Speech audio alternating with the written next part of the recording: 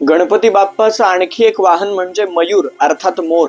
याची गाणपत्य संप्रदायानुसार कथेमध्ये एक फार छान गोष्ट येते.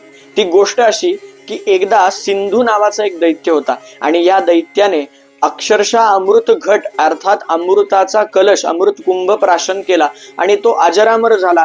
तो पृथ्वीवरती सर्वांना त्रास द्यायला लागला.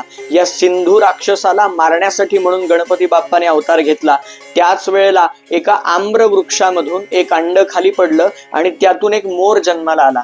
ह्याच मोराला गणपती बाप्पाने आपलं वाहन बनवलं आणि त्या सिंधू दैत्याचा नाश केला. त्याचं पोट फाडलं आणि त्याच्या पोटातून तो अमृत कुंभ जो होता अमृताचा जो घट होता तो काढून घेतला आणि संपूर्ण आपलं कार्य संपन्न केल्यानंतर त्याच मोराला घेऊन गणपती बाप्पा कार्तिकेयांच्याकडे गेले आणि त्यांनी तो मयूर अर्थात तो मोर भगवान कार्तिकेयांना आपलं वाहन म्हणून देऊन टाकला. तेव्हापासून मोर हा कार्तिकेयांचं वाहन झाला. पण खरं तर गणपती बाप्पानेच तो मोर कार्तिकेयांना दिला.